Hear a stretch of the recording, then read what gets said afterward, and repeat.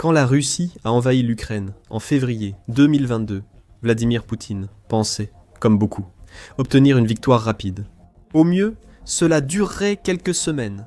Le gouvernement ukrainien tomberait, l'armée se rendrait, et les drapeaux russes flotteraient sur Kiev avant toute réaction occidentale. 3 ans et demi plus tard, cette prédiction ressemble à une mauvaise blague. L'Ukraine a survécu et peut désormais accomplir ce qui paraissait impossible il y a peu. Reprendre chaque centimètre occupé. Et la Russie, malgré sa fanfaronnade, finira en cendres en tentant de l'empêcher.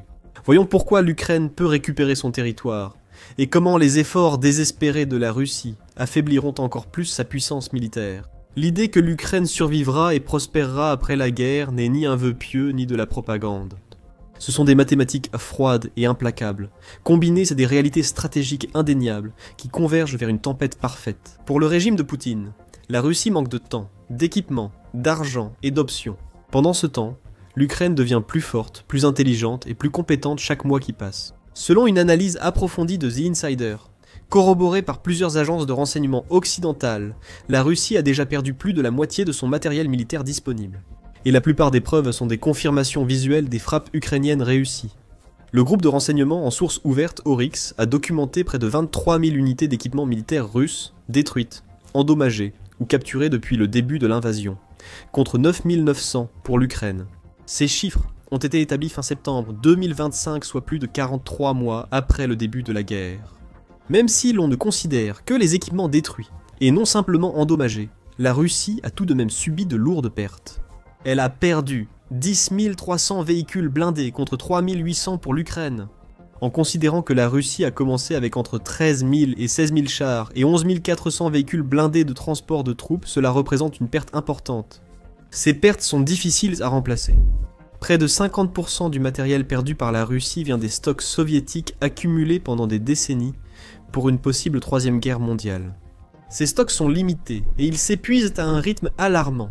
À titre de référence rapide, l'intérêt national avait suggéré que la Russie disposait d'un stock d'environ 12 000 chars en réserve au début des années 2020. 5 ans plus tard, la Russie avait presque épuisé ce stock et a entamé ses réserves. L'analyste militaire Andriy Tarasenko prévient que les réserves d'équipements réparables russes pourraient s'épuiser en 12 à 18 mois, à moins que la production n'augmente entre 700 et 1000 véhicules blindés par an. La Russie n'a tout simplement pas la capacité industrielle pour atteindre cet objectif. La Russie ne peut produire qu'environ 250 chars T-90M et 460 véhicules de combat d'infanterie, BMP, 3 par an. C'est nettement moins que le nombre de chars que la Russie perd chaque année. La situation est tellement grave que la Russie en est réduite à fouiller dans ses réserves. Ils ont dû sortir des équipements toujours plus anciens de leur stock. Après les T-72, T-80 et T-90 modernes, la Russie est passée au T-62 en mai 2022. En novembre 2024, les forces russes auraient mobilisé des chars T-34, utilisés pour la dernière fois pendant la Seconde Guerre mondiale, sans confirmation de leur présence sur le champ de bataille. Déjà à l'époque, utiliser des chars anciens montrait que la Russie ne pourrait pas soutenir cette guerre indéfiniment. Sans changement stratégique majeur, cela n'arriverait jamais. Alors que les stocks russes baissent, l'Ukraine a discrètement révolutionné la guerre moderne grâce à de meilleurs systèmes de défense, à la surveillance accrue et aux missions de drones, en refusant à la Russie toute possibilité de progresser sur le front. Ainsi, début 2025, les gains territoriaux russes avaient fortement diminué. Selon les renseignements britanniques et le site ukrainien de renseignement en source ouverte Deep State, les forces russes n'ont saisi que 132 km² de territoire ukrainien en mars 2025. C'est moins que les 192 km² de février et 324 de janvier. C'était aussi une forte baisse par rapport aux plus de 730 km² pris en novembre 2024. Malgré la rapidité de ses offensives mi-2024, la Russie n'a pas su maintenir cet élan plus de quelques mois. Encore plus révélateur, le prix que la Russie paie désormais par kilomètre carré.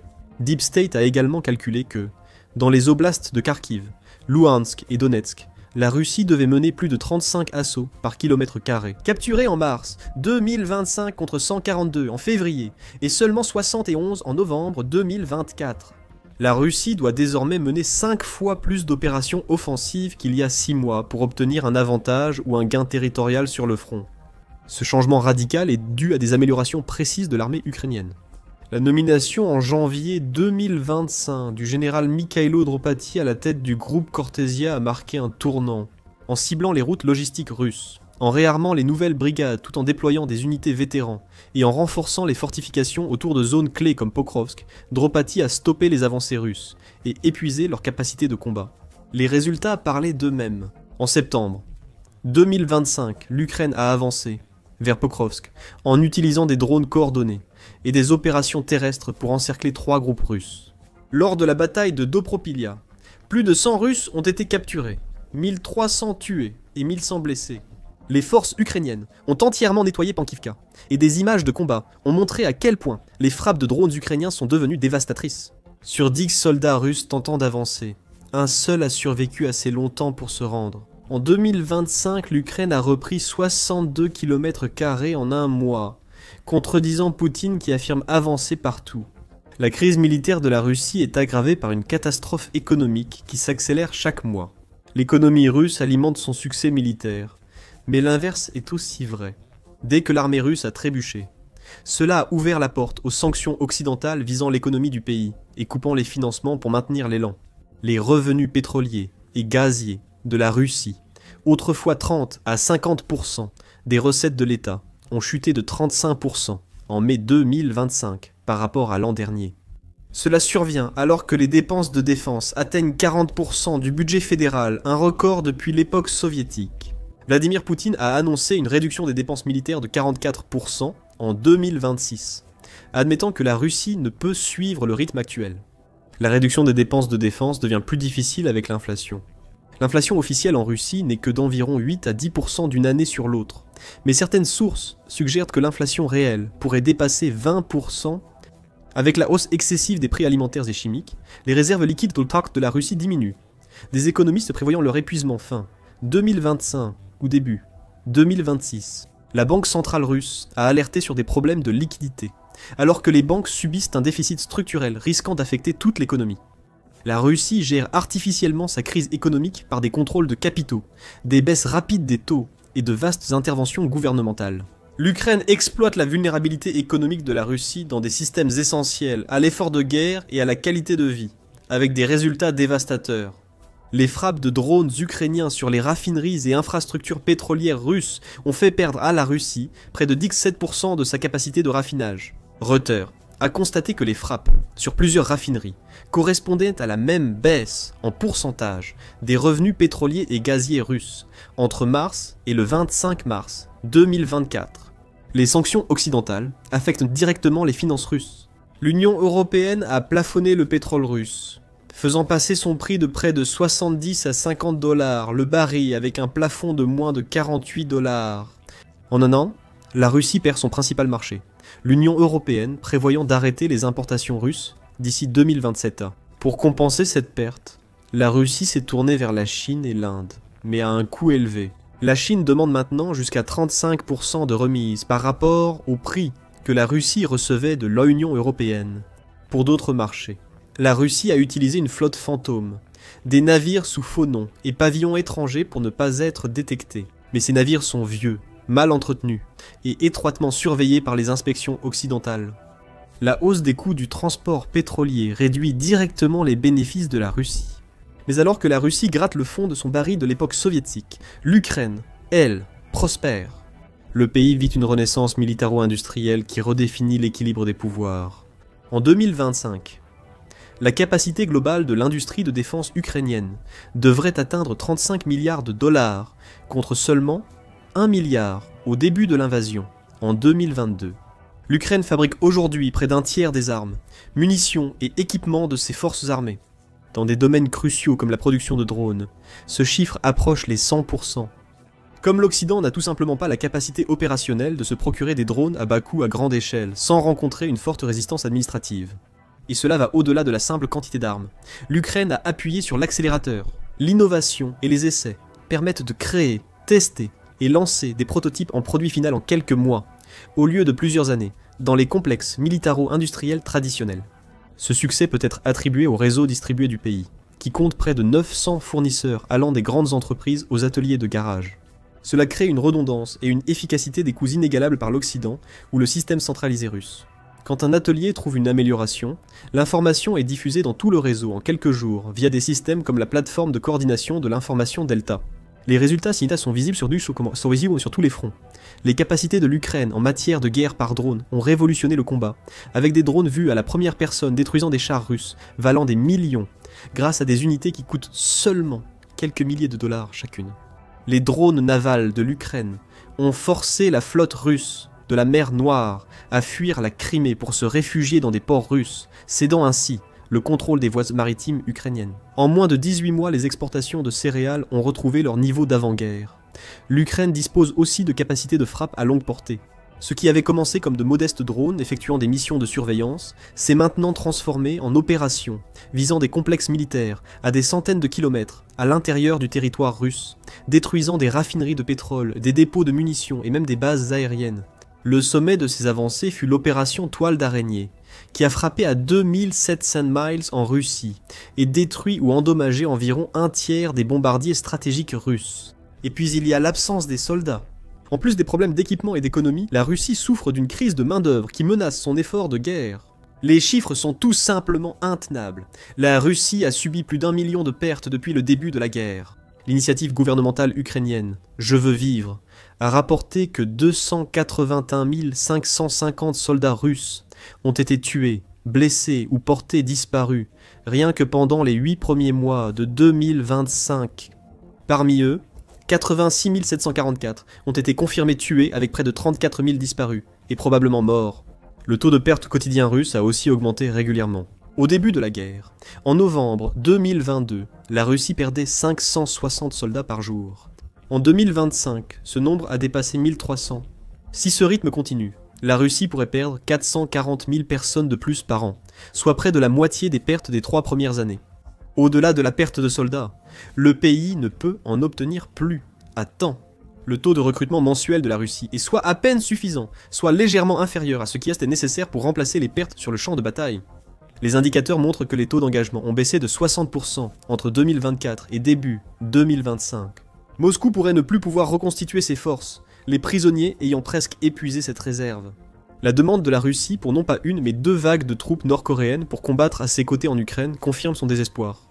Même ainsi, le nombre de recrues étrangères reste trop faible pour compter sur le long terme. L'impact démographique va bien au-delà du champ de bataille. En 2025, l'armée russe comptait pour 3% de la main-d'œuvre nationale, soit 40% de plus qu'en 2020.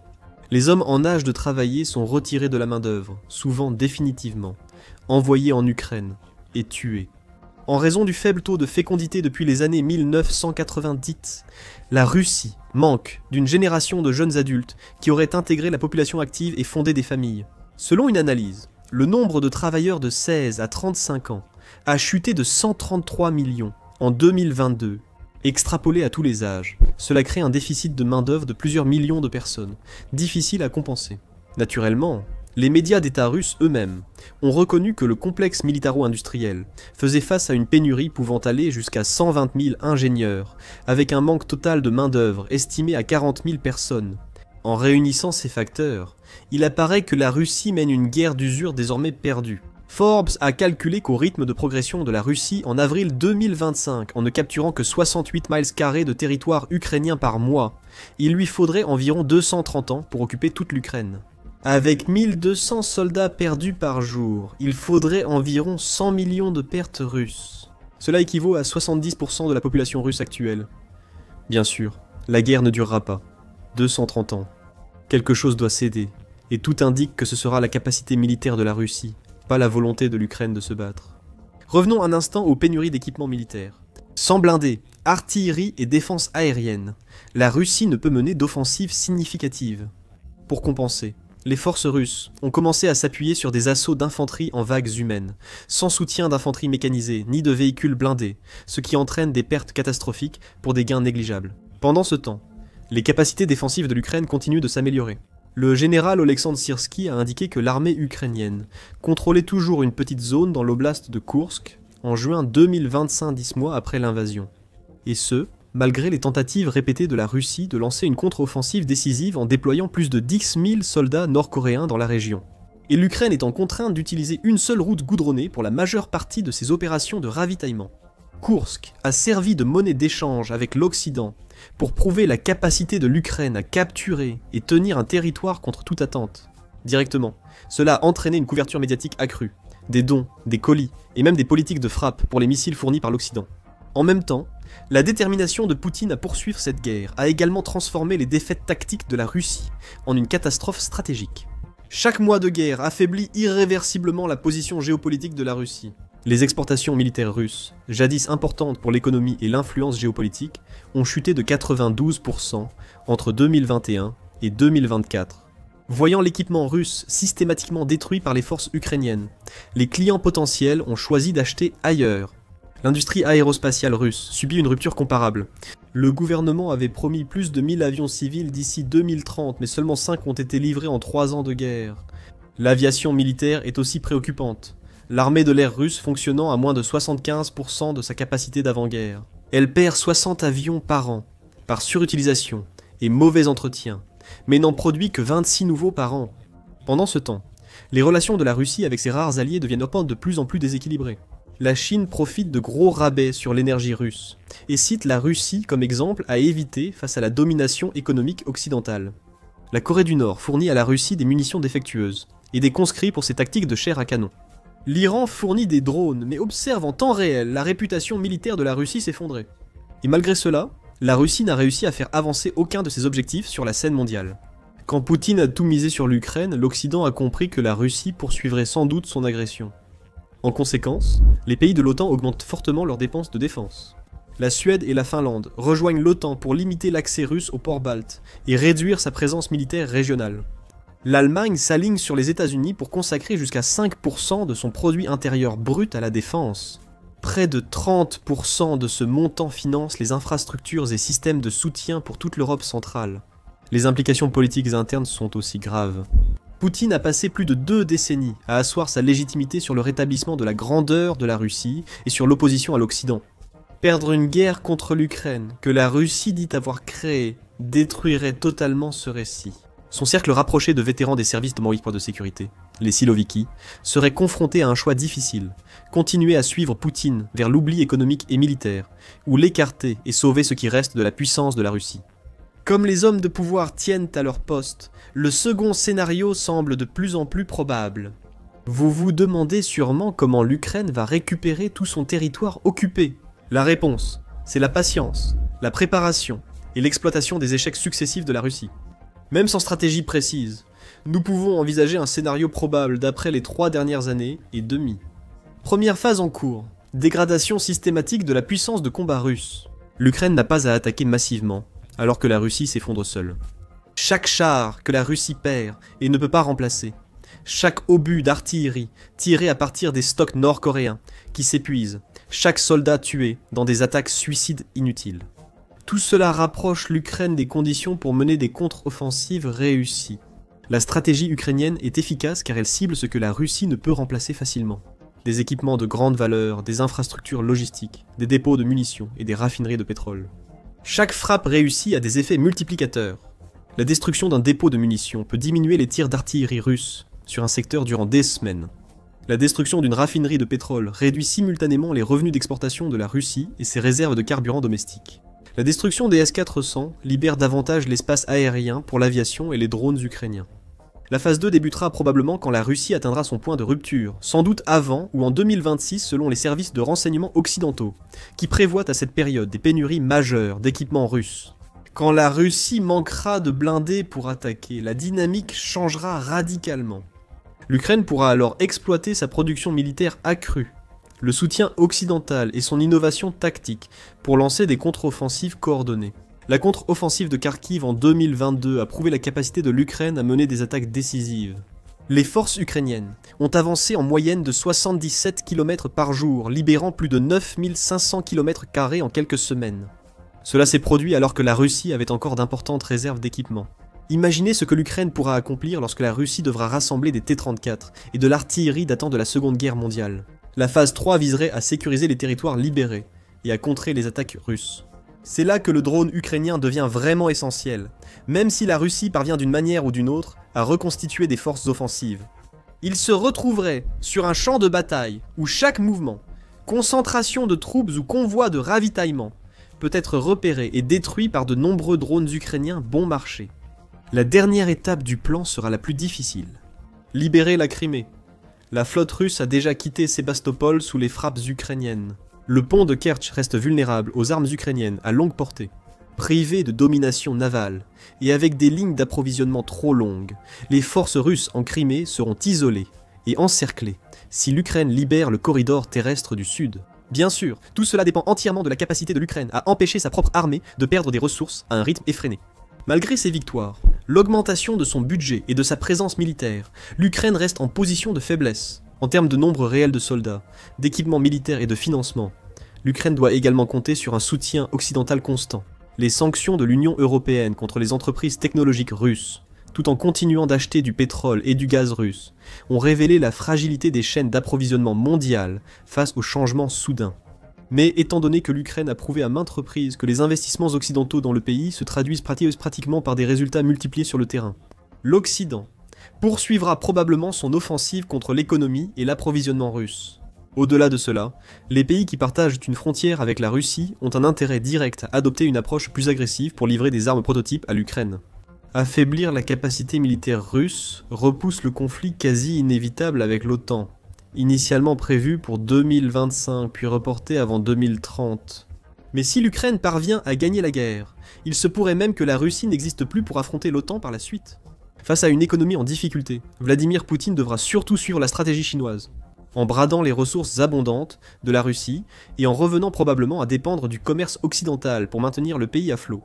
Tout comme cela s'est produit après que la Russie soit sortie des cendres de l'Union soviétique. D'ici là, tout ce que nous pouvons faire, c'est observer et voir comment les événements vont se dérouler. Merci d'avoir regardé. Pour suivre l'évolution des stratégies militaires innovantes de l'Ukraine, lisez notre analyse de l'opération Toile d'araignée. Pour suivre la guerre et la géopolitique mondiale, abonnez-vous à The Military Show pour des vidéos quotidiennes.